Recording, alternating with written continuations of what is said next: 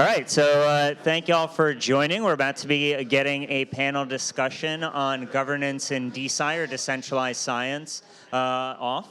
So yeah, thank you all for joining. Please feel free to come grab a seat. But to just get us started, I figure we'll just go around and do some introductions, and everyone can, say who they are and what projects they're in. I guess I'll go first. Eugene, I assume you'll introduce at the end. Okay. Cool. Hi, everybody. My name is Shady. I'm a cognitive neuroscientist, although I do a little bit less of that these days. I feel a little bit bad about it because I really do love science. I've been working on DAOs and how we can start bridging academic communities with web-native technology that allows us to coordinate and be able to do things that we traditionally didn't have the space, the room, or the capacity, or maybe even in some cases permission to do. And so about a year ago, I kind of translated my love for open science and its practice and neuroimaging research into an experiment for a DAO, or what hopefully will become a real-life functioning DAO, called OpSci. So OpSci is a community of Web3 developers, engineers, some scientists, and we're working on solving some of the issues with data sharing, publication, and also other tooling other science tooling that right now really needs a massive overhaul. So maybe I think that's it for now, and then I can talk more later. Hi, I'm Niklas. I'm a physician scientist and also not doing a lot of medicine or science for that matter lately. I'm a founder of LabDAO, which is, again, another decentralized science project which takes a focus on the actual laboratory execution of experiments. So I tend to think of science as this three-step process where it's first you spec out the idea, what do you want to do, and you raise funding for it. And then you actually go into the lab, or you work with instrumentations, you work with tools to run the experiment and gather new information about the universe. And then step 3, you tell everybody else about it. And I care a lot about the second step. So using tools and basically making tooling available, because I think that's currently what's sort of stopping us from just accelerating the progress in science, that a lot of tools are held back, or they're more inaccessible than we would like them to be, and that I think they need to be. And at LabDAO, we're a community of scientists and engineers that is working towards a peer-to-peer exchange in which scientists can trade favors with each other, services with each other, and collaborate just across national borders, raise funding in Web3, do the science in Web3, and then publish it using Web3 tools. Wonderful. I have my own. And you did catch the most uncomfortable chair. I'm so sorry for you, Niklas. It's only 80 minutes. 80 minutes. Okay, my name's Allison. Thanks all for joining. Really good to see so many familiar faces and then so many new ones. I am not a scientist. I'm, I think, more like a, scientist cat herder. And they are wild. But I work for Foresight Institute, which is an organization that has been around for 35 years and really quite on the cutting edge of supporting early stage science and technology development that is usually a little bit too ambitious for legacy funders to take on. So we were founded by Erik Drexler on his book Engines of Creation that was all about molecular nanotechnology, but people care a ton about rejuvenation technologies, everything from cryonics to actually rejuvenation in this life. And then a bunch of other more outlandish things like asteroid mining, brain-computer interfaces, and so forth. Luckily, we also always had a very big, crypto community, more the cryptography community, but then many of them actually moved into crypto when crypto became crypto commerce. And so that, brings me here because suddenly many of the tooling that I think was often theoretically available and that many of these folks worked on is now suddenly coming live and can actually support many of the other scientific groups that we all care about. And so in that regard, I think it's a really, really fruitful time because suddenly we have actually the technology available to revolutionize all of the other science and technology development that many of us ultimately really, really care about. So I'm super, super excited. It's very still a nascent space, but I couldn't be happier to be a tiny part of it. And we're excited to have you as a part of supporting the nascent space, so thank you. Hi, everyone. I'm Erik. I'm here representing DeSci Labs, who is working on recreating the back end of science and rethinking the way that scientific collaboration can happen. I personally am more on the organizational science side, having come from a background in mechanical engineering where definitely wanted to be a scientist, was passionate about science, but quickly saw a lot of the problems in academia and decided that a PhD wasn't necessarily the best route for me. At this point, I would consider myself a scientific cat herder as well. And speaking of that, for anyone who hasn't heard of it, we will be hosting a full-day conference on this topic tomorrow at the Boom Chicago venue called DeSci Day. If you go through the Dev Connect schedule, you should be able to find it. And if you have any questions about that, please feel free to talk to anyone on this panel afterwards. Yeah, thank you for the shameless DeSci Day plug. We're definitely excited about that. I think it's going to be the first Blockchain plus Science conference since Blockchain in Science in 2017 and 18. So it's been a while, and definitely excited to get more active discussions and community around that. But yeah, hi everyone, I'm Eugene. I'm the head of operations at the Smart Contract Research Forum. We're a grant-funded organization focused on advancing research in the Web3 space. So our foray into this wider DeSci community has been, even though we're not looking at science broadly, we're looking at specifically research as it applies to the Web3 ecosystem, we are still very interested in understanding what does open peer review look like for independent researchers, for people who aren't pushing to a publication venue or to a conference. And especially given how much of Web3 was built by independent researchers, we want to figure out what is that sort of meta research layer to support individuals in that kind of position. And we think it's just a much better approach than us trying to reinvent the wheel and probably do what scientists have been doing and know what goes well and hasn't on our own. We're trying to learn from a bunch of folks who have been either doing that work directly, using Web3 tools to improve it, or generally exploring and building relationships with meta researchers overall. So yeah, that's sort of what brings me here today.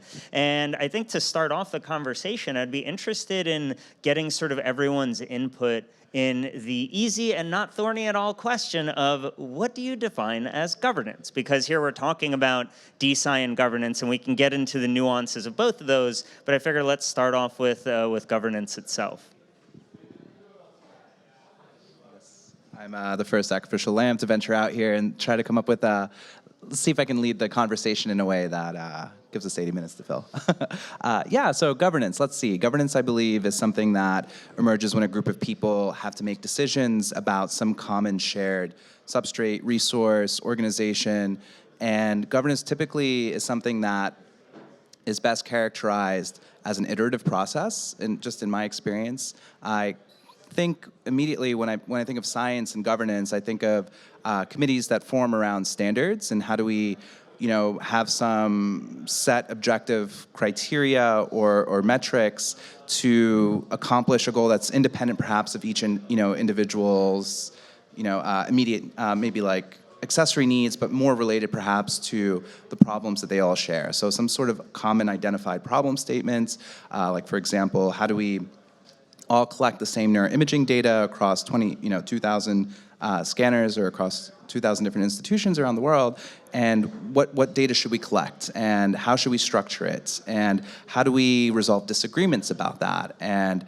how do we come back to the drawing table and decide that something has worked or hasn't worked. So I guess kind of coming back into that, some of the items that come out of that are metrics for success and failure, mechanisms for iteration and identifying conflict or points of contact, and I think also having some sort of structure or program for conversations where new issues can be brought up or talked about and iterated on. So I think that's what I would say I think of when I think of governance, at least in my experience in scientific standards. I think I'm going to constrain it to governance in the context of science to answer that question. I think science itself is a bit like art. It's a very free-flowing process, and I think a lot of the problems that we're seeing in traditional science is actually when governance or the ambition to govern something has crept into the actual process in which science is being done. I think so. a scientist or a group of scientists working on a problem that's very much like a jazz band and not like a marching band. And we need to basically, when we think about governance and decentralized science, we need to think about, okay, how can we set the stage for the jazz bands to play? And how do we differentiate between what's a jazz band and what's a marching band? Where do we need standards? Where do we need governance? And I think the governance is extremely important around standards. And that's why, actually, I think that's the killer application for Web3. You create token incentivized open source contributor communities that maintain a standard. Like, this is the standard way to store an MRI image. This is the standard way to run a large language model that learns representation of proteins. This is the way that we do this. But then the way that you use the tool is completely up to you. And effectively, we don't want to interfere with you sort of playing jazz as much as possible. And that's where these decentralized communities, I think, are extremely useful as a tool. Yeah, I think very difficult to define. And I think, one thing that is exciting really about the space, thank you, is that we can experiment a bunch with it. And so, I think that the number one thing that we have to get good at is cooperation. And governance is, for me, like a subset thereof. And we have to get good at cooperation within science, but also at the larger scale, I think really as a civilization to move to really grandiose futures. And so I think governance is like a subset thereof. And sometimes, you have these spectrums of different cooperative structures, everything from natural language, which is super decentralized, and we nevertheless, figure out the Schelling point of words to use, whatever. But then all the way to like the very solidified, currently existing nation states. And so it's kind of a spectrum of cooperation, I think, in large. In the, I think, the DeSci world specifically, and one thing that I'm super excited about is the room for experimentation that's just suddenly like kicked open, and like suddenly all of the different dials that were always fixed, the non-profit menu, like the other types of organizational menus are now open, and we can experiment with it, which is on the one hand super exciting, but it's also deeply terrifying because many, like if you think about from a conservative perspective, many of these structures have solidified because they were actually like evolutionary stable strategies, or like, they were actually there for a good reason. So by, we are already in a very experimental space in terms of the science that we support at Foresight. And so now actually kind of like also kicking the door open in terms of all the different governance like modules that you can like play with now is a lot. But I think that on a large scale, the community is super receptive to experimentation here, which is like something that I really, really cherish. Like people, are actively, I mean, the last panel really said it, actively supporting making mistakes. And I think that, as long as we can come back, I think, as was already discussed in the previous panel, I think we're there to learn a lot. So I think it's maybe something to be discovered through experimentation that we're doing now. Yeah, that's my number one, I guess, nutshell. We're figuring it out. No, absolutely. And I want to echo that point about the importance of experimentation in this nascent space. One of the things that has been so amazing and incredible to get the chance to work with has been just the sheer number of people and projects who have shown an interest in trying to create decentralized science. And anything this early on in an ecosystem, you do kind of have to throw things against the wall and see what sticks. And I think that's something that we have been excellent at recently. And it's exciting to see. So back to the original question, what is governance? To me, governance is the process of deciding how to allocate power. Ultimately, someone has to do the work. Someone has to do the thing. Governance is the process of selecting which individual actually is going to be the person to execute, which individual or group of individuals, because the cooperation piece is also very important there. And I think it's important in DeSci to realize that as we're at this early stage, it's important to try new pieces of governance and to really focus on getting as wide of a net as we can early on. That's something that I think, is going to be very important moving forward.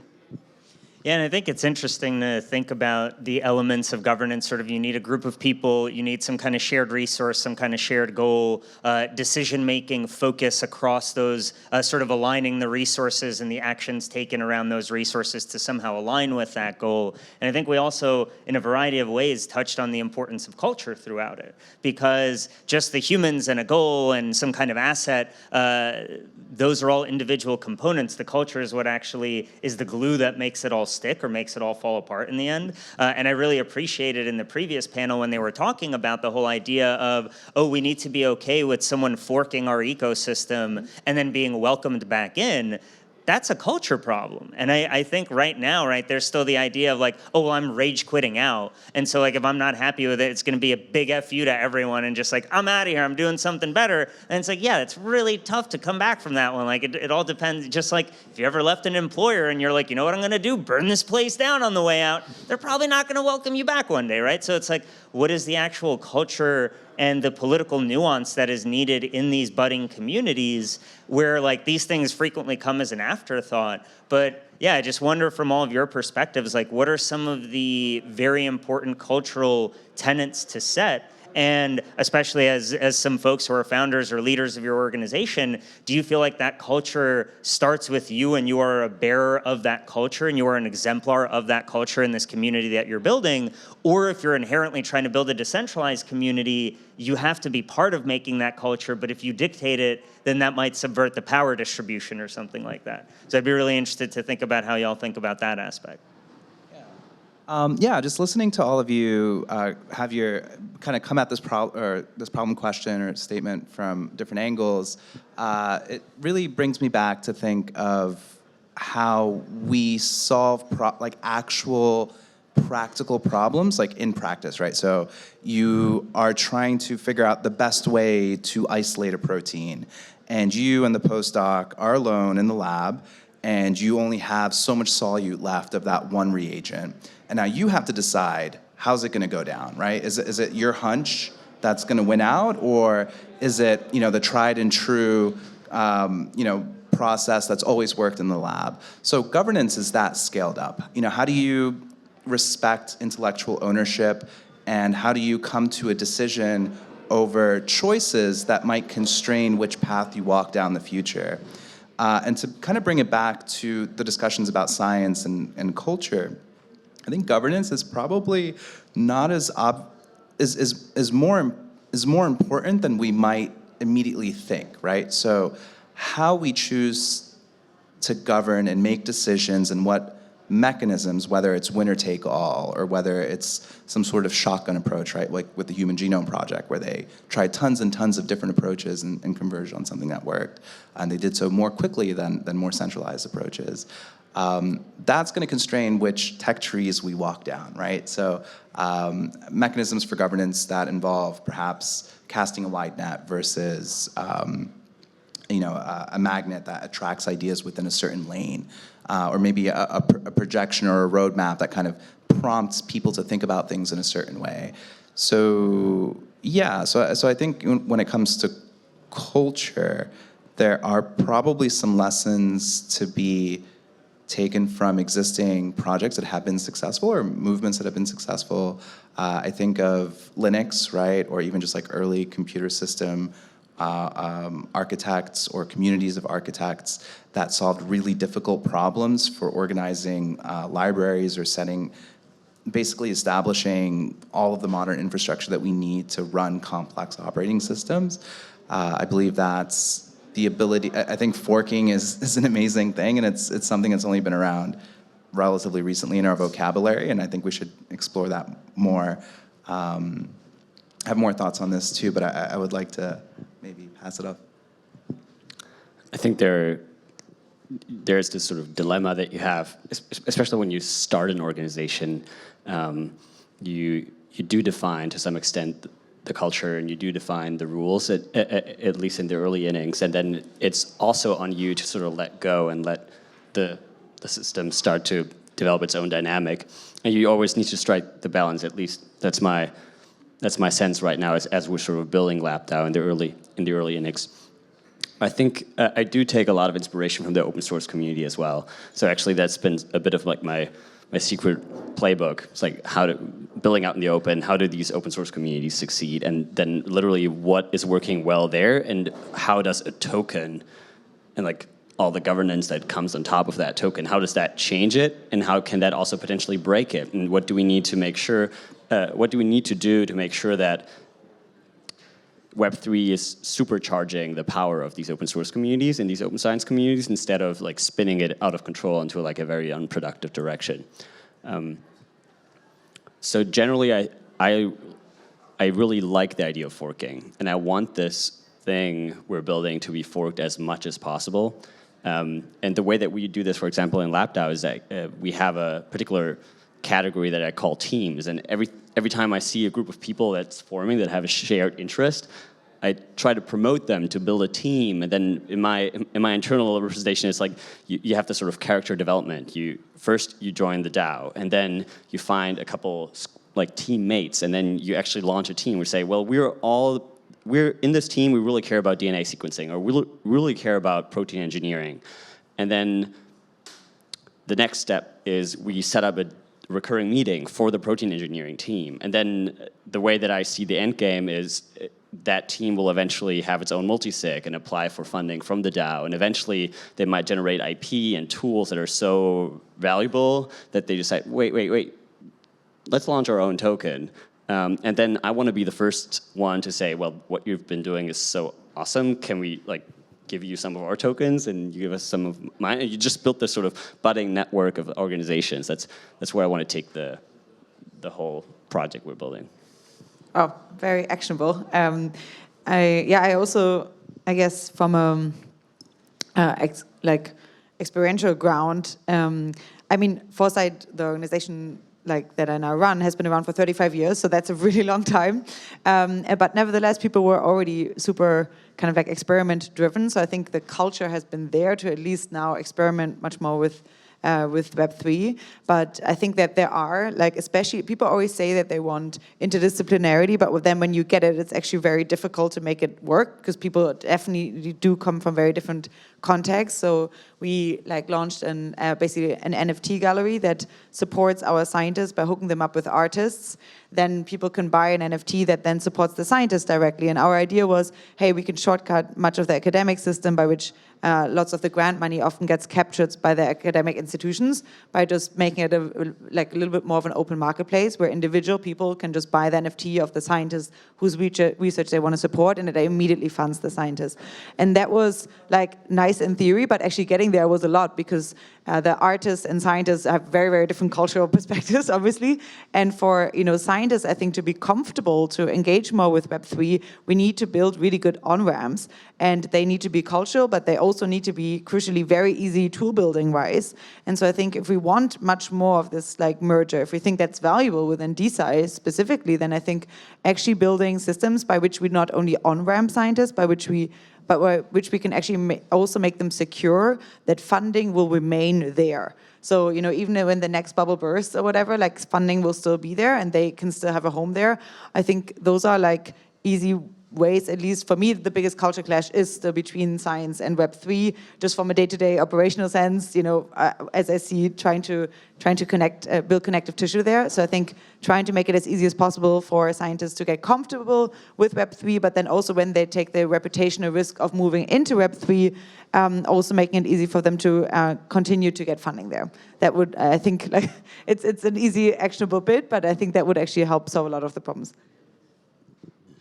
I swear you're taking the words right out of my mouth here. The three things that I wanted to talk about with culture were experimentation, a genuine, honest respect for those around you, and then a genuine, honest respect for science as an entity in the scientific method. I think trying to build a culture, to Shady's point, where forking is prominent across the space, where people feel empowered to try new things, to Niklas's point, and where you can just come in and meet someone who's friendly, honest, hardworking, and has a similar vision to you, gives people a place to feel at home and a place to feel comfortable actually building. with that being said, I think it's important for us to also focus on scientific innovation and to really think about, how do we enable better science? I think in my definition of it, the mission of DeSci is supporting and enabling better science. And I think a large part of Web 2 and traditional science is going to be a huge part of that. To your point, on-ramps will be absolutely crucial, and building a space where people can feel comfortable coming from Web 2 into Web 3, trying to abstract away a lot of the Web 3 technologies as well, because I know the moment that you say token, the moment that you say contract or wallet or whatever it is, someone who's maybe not as familiar with the space is just immediately pushed away. So trying to build this culture of experimentation, teaming, and science would be my points there. Yeah, and I kind of want to double click into this potential clash of culture, so to say, between academia or science traditionally and jumping over into decentralized Web3 communities, right? Because Web3 is, right, it's all about decentralization, which involves just embracing human messiness and dealing with the challenges that are inevitably involved with building community and bringing people together that have egos and different cultural norms and standards and all that fun stuff, right? And I just remember prior to joining SCURF, where I'm working now, I was working at Carnegie Mellon University, and I'm not gonna call out specific professors, but I know it's oh, if you're going in Department X, you gotta have it Professor Y's way or it's the highway, or you're just not welcome.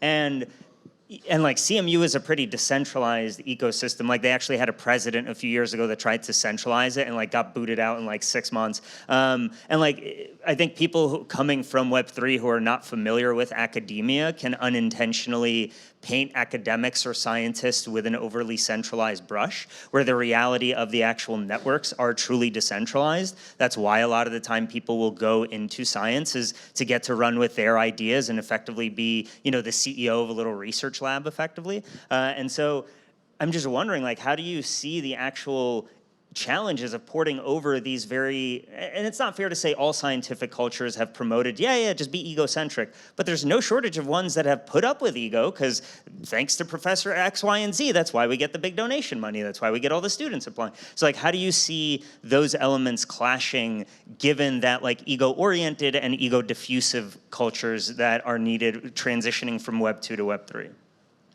Yeah, I think the first thing to recognize there, and I really identify with that picture and that you've painted there, Eugene. Yeah, I personally identify. So if you're trying to pick up, science is hard. Science is very, very difficult. If you're trying to really, out of a sense of curiosity, passion, just an obsession with a problem, and trying to figure out how can I come at this in a new, unique way, to an extent, open source and open science tools are your bread and butter, because those are the tools that are going to get you started, right? Those are going to be the open libraries, the open toolkits, the literature that you can access and consume, the forum posts on Stack Overflow that give you all the things that you can't learn on your own, right? But you'll come to a point eventually where the knowledge stops. It's just not accessible anymore. There's just nothing else you can find on the internet or through accessible means. And you're gonna have to seek out that one person or couple of people and traverse this social graph and convince those people to speak to you, to spend their time teaching you, or reading your thoughts or ideas, and being able to actually critically and meaningfully engage in discourse in a productive way, right? So I kind of think of it I don't know, I grew up playing video games as a kid, and when we think of governance too, I think of MMOs and how a bunch of 15-year-olds can coordinate better than nation states, which is really interesting.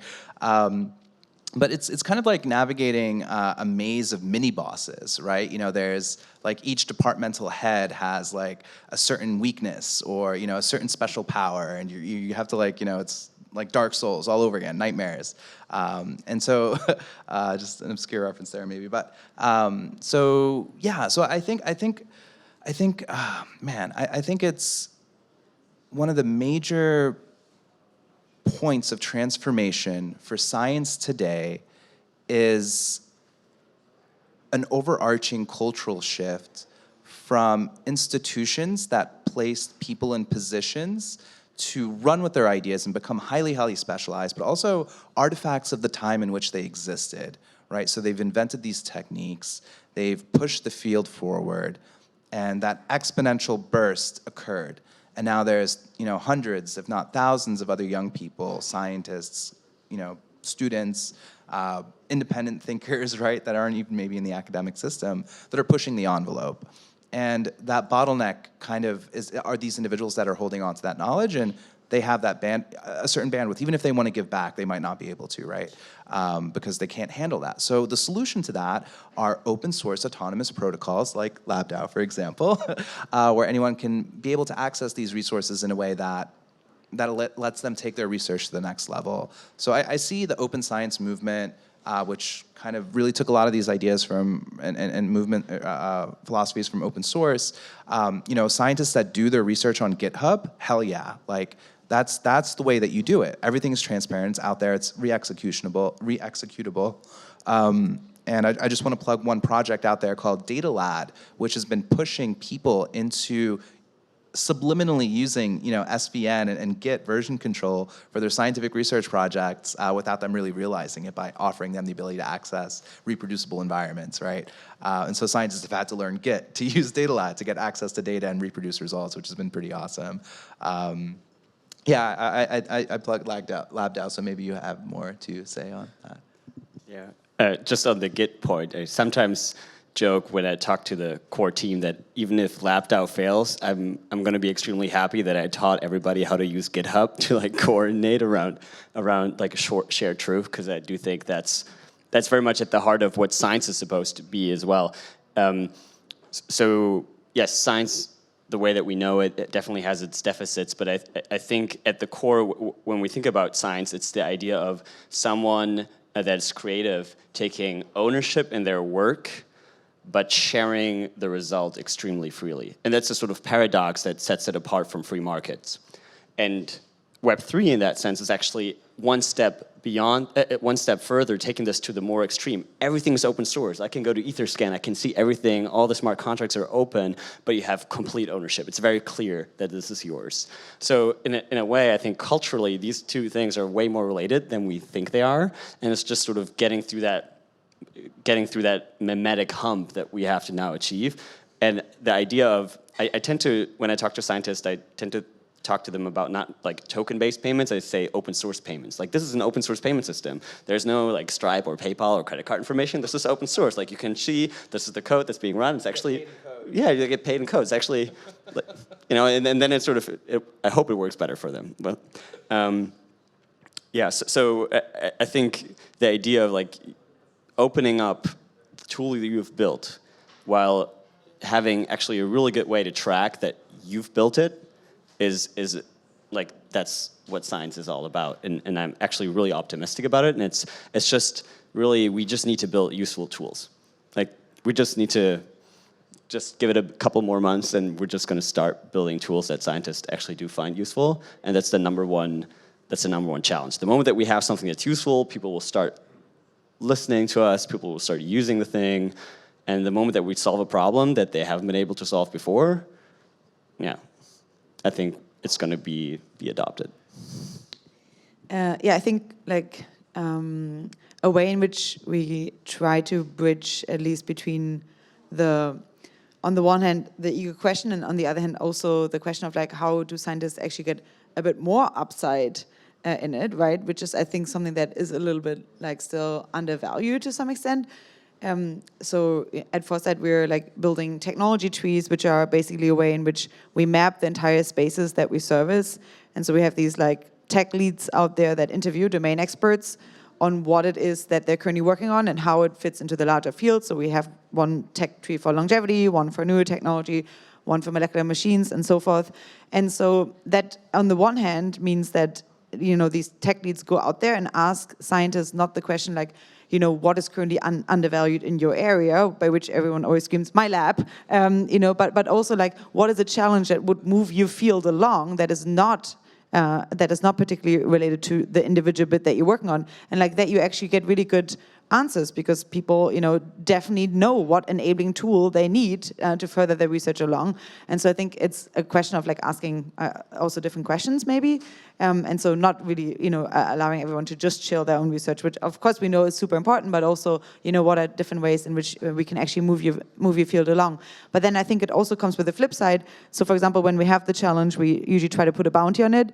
On the long run, you could imagine a DAO sitting there and actually funding the challenge, and then people can make project proposals to actually solve that particular node on the tech tree.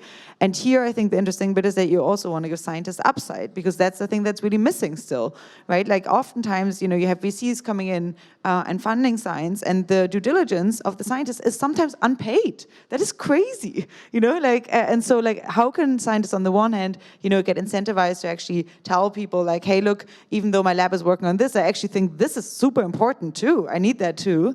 So how do you make that cut? And then also on the other hand, how do you provide them with upside for having given you that information? And for us, that's usually you can then, for example, like incentivize them of just like paying them or also paying them in equity. But like I think those mechanisms are again like tools, or at least mechanism design, and I think we can solve those, but we need to, I think, tread lightly, because I think people still have lots of hard-gained reputation that they can lose. But I think we're trying to do it somewhat with the tech trees, and we have a few domain experts now that we interviewed, and they've given us a few challenges, and we're now figuring out different ways to reward them. We're partnering, for example, with LabDAO, which of course many core contributors are here to actually give longevity prizes on different fields as a part of these tech tree challenges. At least for us, that's a big use case there, and I think.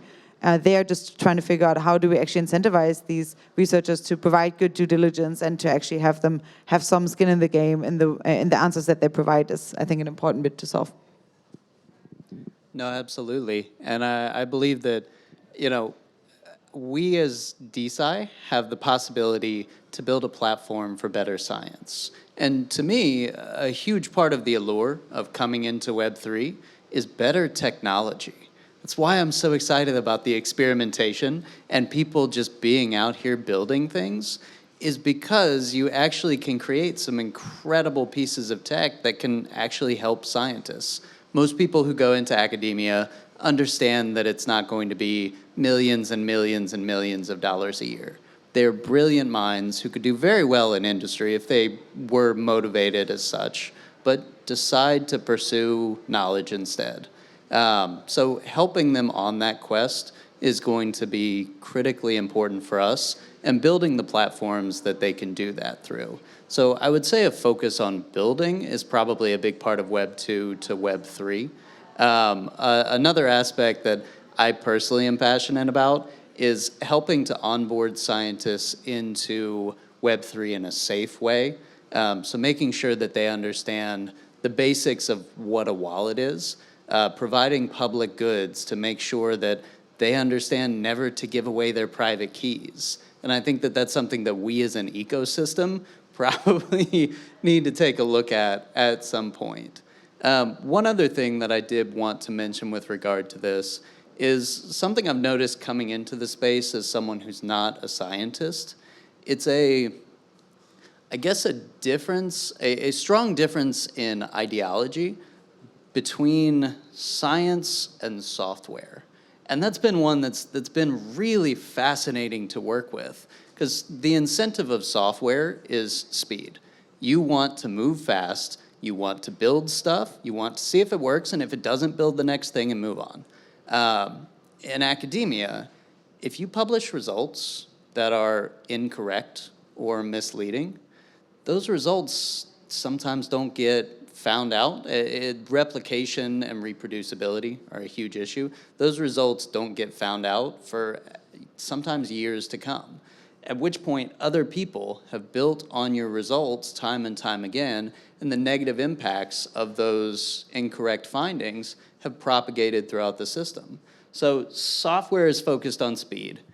Academia is focused on precision. And there is a legitimate need for both of those in the individual space.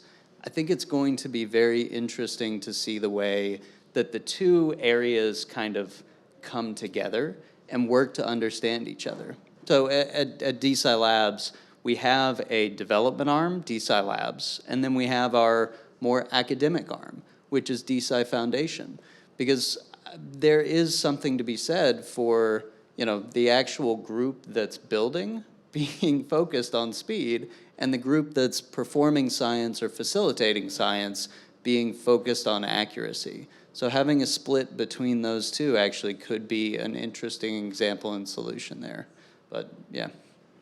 Yeah, thank you all for sharing. And I think it's interesting to hear and to kind of think about certain elements of, as Shady, as you were describing, kind of that learning journey into becoming a scientist and how much you rely on open source, open knowledge, other people's published research, open code libraries, code bases, Stack Overflow, Reddit, I know is a great resource for everyone if you find the right subs. But at a certain point, it seems as though in the career of a scientist, and obviously there's like personality and culture differences, but in general, like as you're going through it, at a certain point, you start building enough on all of this pre-existing knowledge that you're like, ooh, I have unique thoughts. I have things not yet represented there.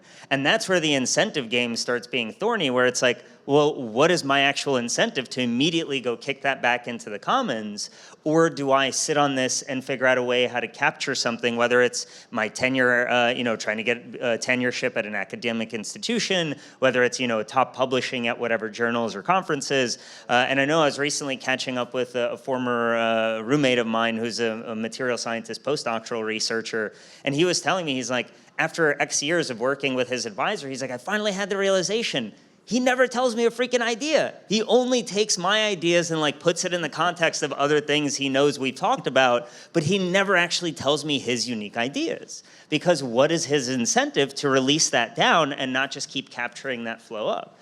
So this is a really long-winded way of leading up to the question of what are the actual value adds that Web3 can provide to scientists that will break that incentive flow, that will make them want to kick more right into the community and be a good team player, for lack of a more nuanced way. Yeah, it's I was laughing to myself when you were kind of saying, oh, finally somebody came up with this unique idea, after years of study and apprenticeship, and it's just hilarious to me because the universe is so vast that our puny human brains have to work so hard to come up with something that's novel, that hasn't been described yet before, right? And it just baffles me that the most common fear I encountered as a graduate student was the fear of getting scooped, that somebody was gonna take your stupid experiment and its results and go win a Nobel Prize with it. And everybody believed that, right? Like, they were onto something. And so I never got that. And like, I was always kind of, in the corner over there, I was like, nobody really cares. It's probably wrong. You should just publish it or post it or talk about it, stop being so secretive. You're not getting anywhere that way. And it's just crazy that when people finally stumble upon some feeling of creativity or some feeling of, I guess, like, oh, wow, I actually had an original thought or an original, and it is difficult, I don't want to understate it. It can be very difficult. But I think it's because of the thought patterns that we create in our training that really kind of mold us to didactically work through a problem in a certain school of thought or with a certain set of habits or reflexes, right? And sometimes it's gut reflexes. And I also think that it's because really highly specialized fields don't talk to other people as much as they should be. As a scientist, you're working in a very solitary manner, and when it comes down to the wire, you're the one who's writing the paper. Even though there's going to be 5 other authors on it, there's usually one person who kind of writes the paper first and gets everybody else to get on it. Maybe you iterate over it. And so I think the number one thing that Web3 has to offer to scientists is, number one, people. Being able to break out of your lab and work in an open, engaging, socially intelligent way where you're actually applying, those other not unused parts of your brain, but that other bandwidth that you have, paying attention to people and paying attention to what they say. And, not just like a weekly journal club or something, but where every step along the way, someone's telling you, no, you're wrong, it needs to be this way, and you have a whole governance fight about it maybe, but you both come out of it the better, a little bit wiser. So I think that's number one. And I think number two, I would have to say is, I guess it's probably cultural or maybe philosophical. It's embracing the anarchy or the chaos, right? So I think like the ability to, where it's not so much in a stream or in like a particular school, it feels like things are new again, right? Like it's not the field of neuroscience as, established by Ramon Cajal and now, wherever we're at today. So I think that's number two. And then number three, I think, is the ability, like everyone else was saying, Erik and Allison, Niklas, everyone here, is experimentation with novel incentive structures where we can create, and kind of coming back to the software and science, like it's going to merge. Software and science are going to come together. We don't know how that's going to be, and there's tons of problems to solve before that happens. But when that software and science merges, is it going to be a Facebook software or is it going to be a Linux software? Is it going to be a protocol that's owned by the people that actually maintain it? And what does the incentive structure look like for that? Is the protocol going to be set up in a way that it only survives if people are working in an open, collaborative manner? And if it dies, the cost is too high, right? So people have to work collaboratively, or else this protocol that archives all of our work, that creates our knowledge graph, that guarantees availability of resources for compute or whatever, if that goes away, then we can't do science anymore. Maybe our society can't survive anymore. So maybe setting ourselves up and taking lessons from life, and making sure our mitochondria are these open source protocols that without them we'd be dead. Well put. There are two thoughts I have on the question of like holding back versus sharing freely. I think really generally the culture and the world that we live in today is highly influenced by the information technology that is accessible for us. And I think information technology is probably the most relevant form of technology when it comes to changing the way that people interact and changing culture. So thinking of culture as a function of information technology sometimes helps me. And when we think through the academic process the way that we both probably got to know and everybody else that worked in an academic department, you work in your project and you gather information and you start to form it, and you're in this sort of very sometimes outdated feeling process of gathered information. Then maybe in 2 years' time we're going to write it up into a manuscript, and then we're going to sign it with our name, and then we're going to publish it through these like very traditional means. And the internet as an information technology is completely changing the rules of the game. I can tweet something and I sign it with my name. It's like signed, or I can do a transaction on chain and I sign it cryptographically, and it's just very clear that this is my work. And I think that the sort of time to signature is the number one driver that is about to change the whole academic culture. When the time to signature is completely trusted, you need to go through the publisher and you need to write the whole article in order to sign it and then publish it through the traditional means, then you are way more incentivized to keep secrets. But when everything is out in the open and the velocity in which you can share something, because the time to signing is so short, I could literally live tweet the science I do every day, or I can like cryptographically sign it and point it to my wallet, and just everybody would know, yeah, that was the science that Niklas was doing. And if I'm just a scientist and I'm not even interested in sort of getting some upside because I really just love open source, then actually that's like a valid career strategy. I'm just like gonna live tweet every day like how my cells are doing, because it's always clear that this was what I did. And I think that's what a lot of like people used to be afraid about when scooping was a thing, because the time to signature was so long, was so delayed. Another point that you touched and that I wanted to jump on last time you asked a question, I think another thing that the internet changes is exits, like your ability to exit. Like if you're in a lab where the PI is like extremely power concentrating, that's not great, especially if there's no way to exit. Within Web3, if you don't like the vibe in a particular team within the DAO, you just say, no, I'm going to join the other team, it's fine. Yeah, it's like I just fork, or I just join another group. I do not believe that the way that we do science is going to end up in sort of this complete I guess it's sort of an anarchism slash like chaos. I do think that there will be principal investigators that are extremely highly regarded, and you, as a young, talented future scientist, you talk to that person and they make a decision about whether they want to work with you, take you on as a student, you're going to train with them.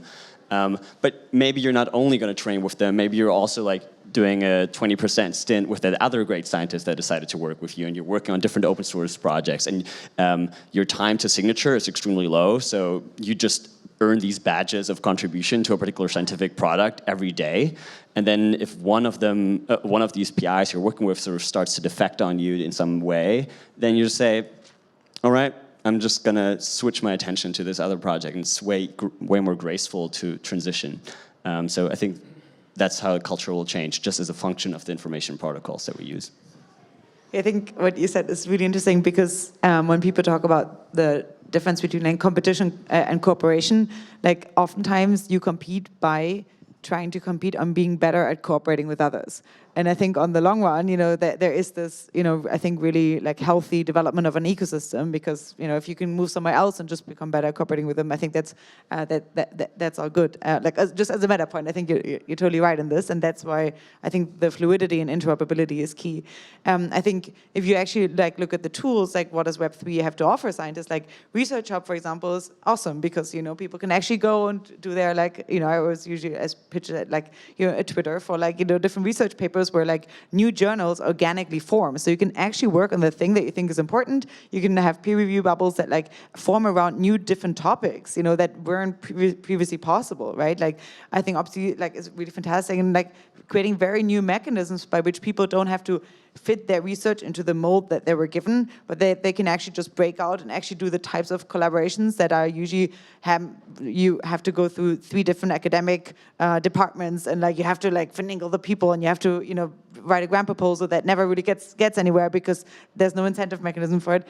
And so I think by actually just doing what you'd like to do, if there wasn't a mold for it, I think that's the number one thing that we can bring to researchers.